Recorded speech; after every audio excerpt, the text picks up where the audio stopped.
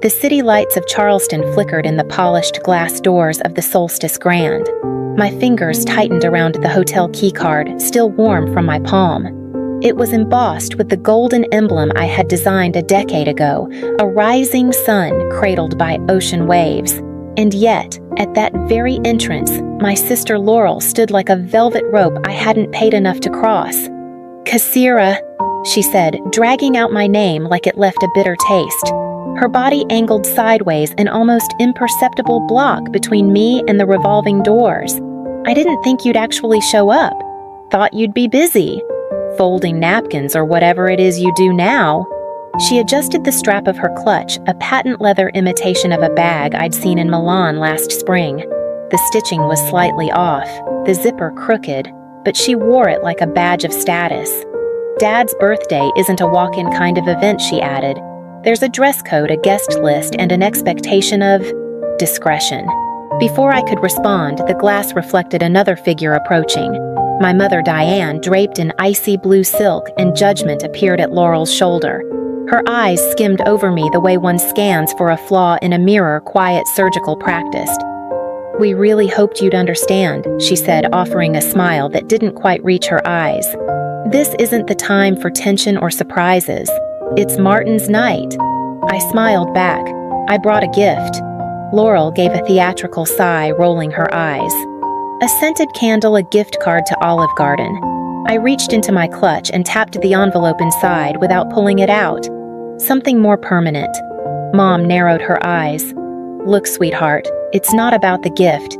It's about presentation, status. We've worked hard to make sure tonight reflects well on the family. Everyone important will be here, the Penbrooks, the Crestwells, Mr. Durant from First National. You understand?" Yes, I understood. I understood perfectly. They'd spent years shaping their version of family into something polished, palatable, and exclusive.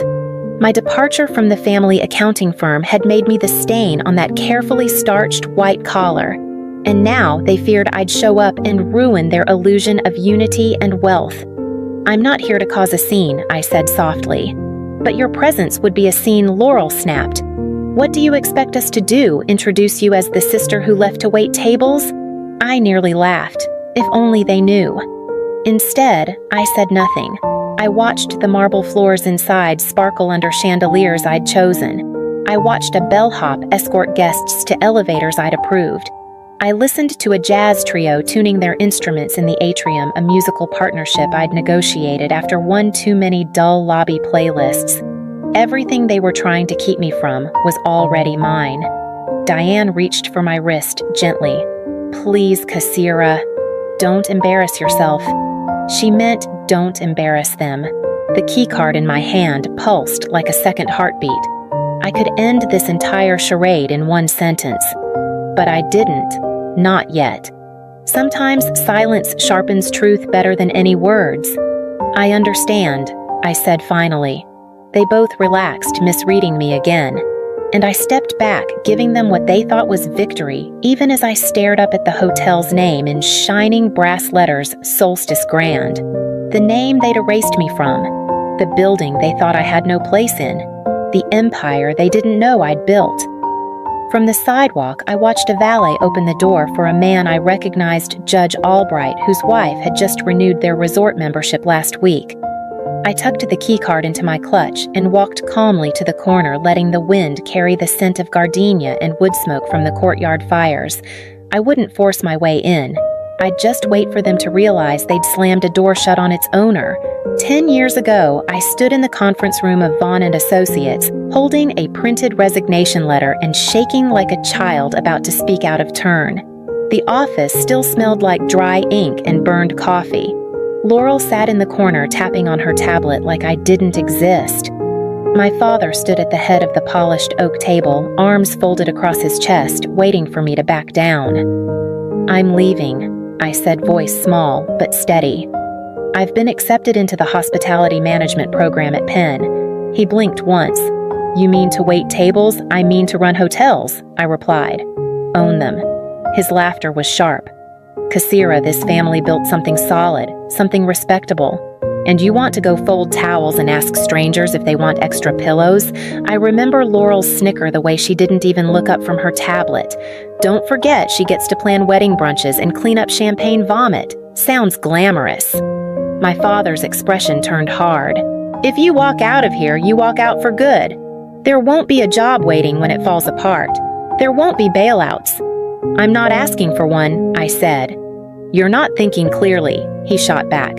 You're acting like some glorified waitress with a savior complex. I held his gaze. Then let me save myself. That was the last time I stepped into that office. They removed my photo from the company website by the end of the week. My name vanished from the family newsletter by that Christmas. In place of celebration, I got silence. In place of support, I got absence. And in that absence, I built something they couldn't see. I started small entry-level in a boutique hotel in Philadelphia, working the front desk, the linens, the breakfast bar. I learned the rhythms of hospitality not from textbooks but from double shifts and mop buckets. While they played dress-up in financial prestige, I was learning how to manage people read margins, negotiate vendor contracts, and spot opportunity where others saw risk. The first hotel I bought was on the verge of bankruptcy. No one saw value in it, but I did. I stripped the wallpaper myself, slept in one of the guest rooms while the renovations happened around me, reopened it 8 months later under the name Solstice Inn. Within a year, it was turning a profit. Within 3, it was a brand. Now, it's an empire. And still, they think I manage a brunch cafe. A car horn jolted me back to the present. A stretch limousine pulled up in front of the Solstice Grand. Out stepped Laurel smirking, waving to someone inside like a pageant queen, probably soaking in the attention she thought belonged to her. I stayed in the shadows. Let her soak it in. Soon she'd find out whose spotlight she was standing in. Laurel stepped back outside just as the valet closed the limousine door. She spotted me immediately, narrowed her eyes, and tossed her freshly curled hair over one shoulder like she was preparing for a photo shoot. Still here, she said, her voice tight with disbelief. I thought you got the message.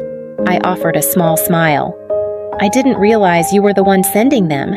She gave a scoff and gestured to the gold pendant resting just above her collarbone. Anyway, I don't expect you to understand, but some of us have actual careers to protect. I made junior partner last week. Dad was thrilled. We even celebrated here in the Sapphire Lounge. That would have been the night my head of marketing sent me a note about unauthorized press photos being taken in one of our lounges. Laurel's name had been on the internal report. I hadn't followed up. Let them have their moment. Congratulations, I said. I hear the firm finally signed their lease. She blinked. How do you, small town? I replied. It wasn't. But the building they were leasing belonged to one of my real estate holdings my team had flagged their application for missing income documentation. I approved it anyway. Diane emerged next, waving to a guest who passed by in a blur of perfume and heels. She turned to me and frowned. That's what you're wearing? She asked, gesturing vaguely to my black dress. It's subdued. I prefer simple. She leaned closer. Kassira, this is the Solstice Grand. Elegance matters, not restraint. I traced the seam of the sleeve with my finger. It's custom. Julian Renee, from the unreleased Fall line. Diane froze. Renee doesn't release until next month. I know. I was at the preview in Paris. Her mouth opened, then closed. No retort came. It wasn't about the dress. Not really. It never was. It was the idea that I might still be standing outside the frame they painted for me, that I hadn't faded into the life they assigned me, a cautionary tale of rebellion and regret. You always did have expensive taste, Laurel muttered, even when you couldn't afford it.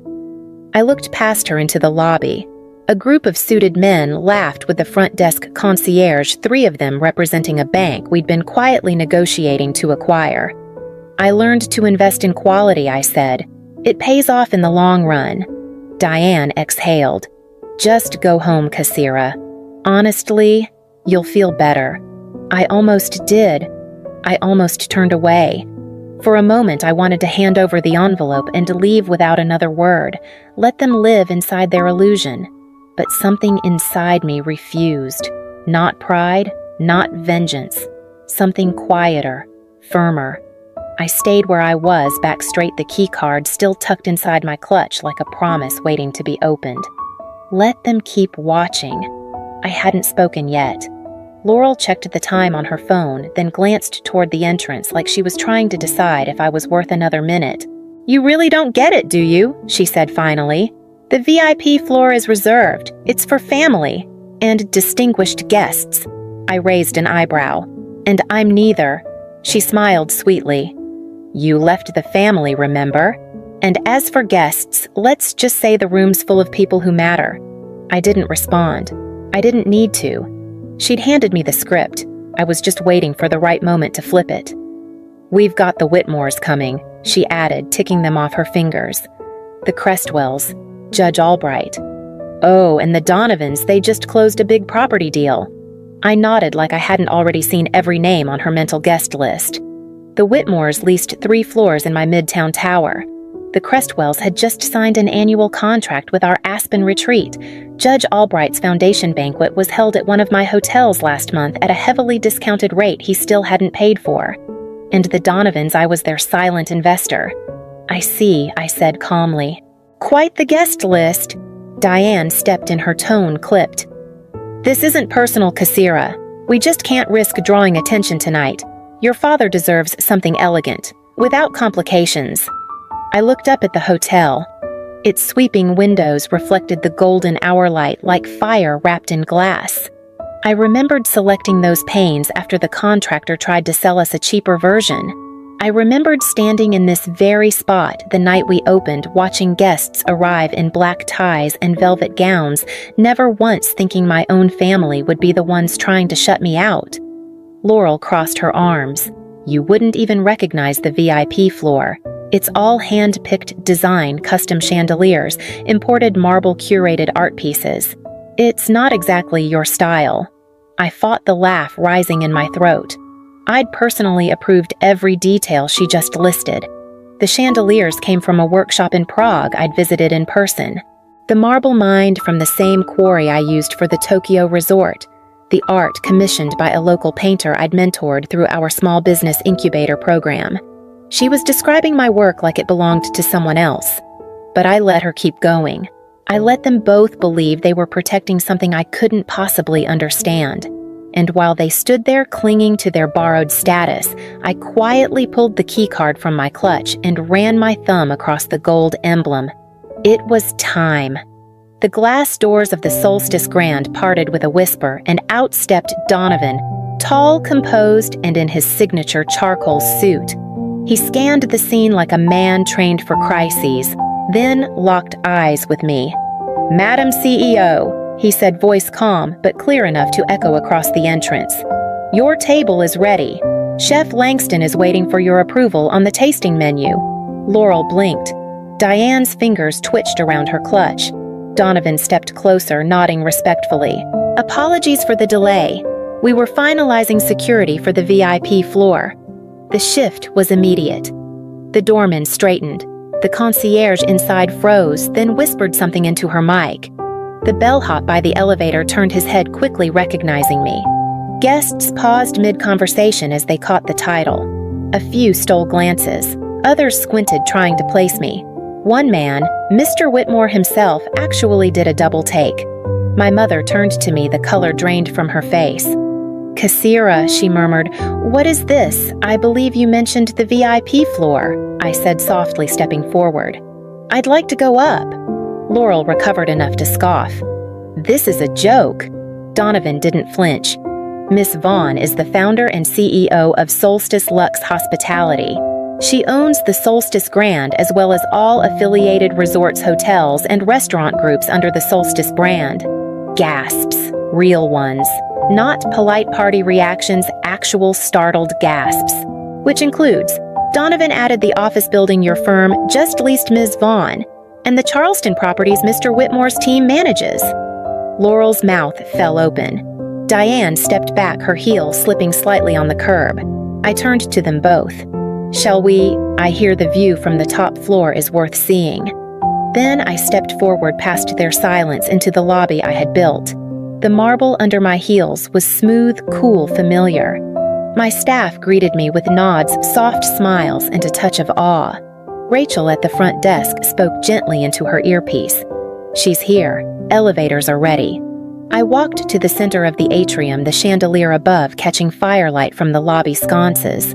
My family lingered behind me, unmoving, but the doors were already open, and this time I wasn't waiting for permission to walk through them. The elevator doors slid open with a soft chime, revealing the Solstice Grand's private lounge. The room fell silent the moment I stepped inside. Dozens of carefully curated guests turned their heads in unison. Waitstaff froze mid-pour. Soft jazz stuttered to a halt, as if even the music had recognized the shift in power. My father stood near the head table drink, in hand-mouth slightly ajar. He didn't move. My mother gripped her pearl necklace like it was a rosary, her eyes scanning me from head to toe as if searching for an explanation she could live with. I kept walking. Cassira Martin Vaughn said at last, stunned. "What are you doing here? I believe this is your birthday?" I replied gently. "I came to offer my gift." Mr. Kwan from Crest Point Bank stepped forward, interrupting. "Miss Vaughn, I had no idea you were connected to the Vaughn family. We've been trying to reach your office for weeks regarding our expansion loan." Before I could respond, Judge Albright appeared beside him. "Cassira Vaughn," he said with a chuckle. "Now everything makes sense. The woman behind those property acquisitions. I should have known it was someone with Charleston roots. The Blackwells were next." "Your team rejected our membership application," Mrs. Blackwell murmured, suddenly deferential. "We'd love a chance to reapply directly." I glanced back toward the elevator. Diane stood at the threshold, plastering on a smile, her voice lifting for the guests nearby. "We've always been proud of our daughter. Of course we supported her journey. It's just, well, she's always been independent." Laurel was behind her, half shielded by the door, staring at the marble floor like it had betrayed her. I turned back to the guests. "Please enjoy the evening. Everything has been arranged. My staff is here to ensure you're comfortable." "Cassira," my father said again, quieter this time. "I didn't know." "No," I replied. "You didn't." He looked smaller now. Not just surprised, but fragile. The same man who once told me no daughter of his would serve tables. Now, surrounded by the very people who once dismissed me, each suddenly eager to attach their name to mine. I made my way toward the table and gently placed the envelope beside his plate. He didn't reach for it. Behind me, I heard my mother trying to explain me to the Blackwells as if I were a rediscovered heirloom. I let her, but I took my seat at the head of the table. Not because they finally invited me, but because I had always belonged there. I found him alone on the terrace, hands resting on the stone railing, his eyes fixed on the Charleston skyline like it might offer answers he couldn't find in the room behind us. He didn't turn when I stepped beside him, just sighed. "You've built quite a kingdom." I nodded. "Yes, I was wrong about you." His voice cracked slightly. So terribly wrong. For a moment, neither of us spoke. The night air was soft, salt-tinged. Far below, the city pulsed with life, restaurants, streetcars, laughter echoing off brick. "I never needed you to believe in me," I said. "I just wanted you to see me." He lowered his head. I didn't know how. "No," I said, "you didn't try." He turned toward me slowly, searching my face. "Can you ever forgive me?" I looked out past the rooftops. The dome of the old courthouse glowed gold against the indigo sky. A city that had once made me feel small now looked like something I could hold in my hands. "You didn't fail me by doubting me," I said. "You failed me by measuring love with status. You loved us based on who followed your path. You respected only what fit your image." He didn't argue, didn't flinch. "I didn't come here tonight for closure," I added, "or for approval. I came because I stopped needing either." His eyes shone with something like grief, not for what he'd done, but for the version of me he'd never cared to know. I stepped back toward the glass doors. "You can tell people your daughter owns the Solstice Grand now. That seems like something you'd enjoy saying at dinners." "Cassira," he started, but I'd already turned away. The door closed gently behind me. I slipped away before the final toast. Let them clink glasses and pretend they knew me. Upstairs in my private office overlooking the bay, I let the quiet settle. The skyline shimmered a city I'd once been told I'd never belong to. Now it was mine in more ways than they'd ever know. My desk held a short stack of business cards, ones slipped to me by guests who once ignored me. Suddenly, they wanted meetings, partnerships, introductions. Laurel's fiancé had disappeared mid-reception. No explanation. Just vanished when the truth settled in. Diane retreated behind air-kiss diplomacy, apologizing for my independent streak with the same charm she used to dismiss me. I opened my checkbook, wrote a quiet donation to a women's startup fund under a pseudonym. The memo line read, "For the girl they once called a waitress." Then I leaned back in the leather chair I'd chosen a lifetime ago, the one no one gave me, the one I built. Below, the last of the party lights flickered off. The story they told about me was over. Now I would write my own. The runway shimmered in the early light as I stepped onto the jet.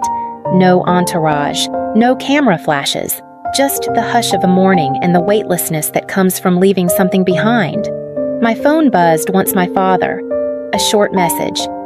"Let's talk again soon," I read it, then let it disappear. Some things don't need a response. Instead, I opened a new message. To Donovan, "Let's move forward with the new resort project.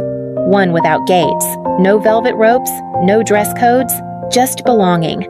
He replied within seconds, already drafting the site plans. "We'll send options by end of day." I smiled.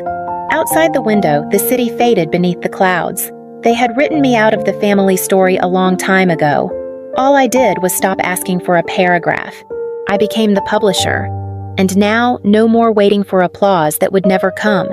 No more shrinking to fit their narrative. They tried to lock me out. I became the architect of every room they'll never own.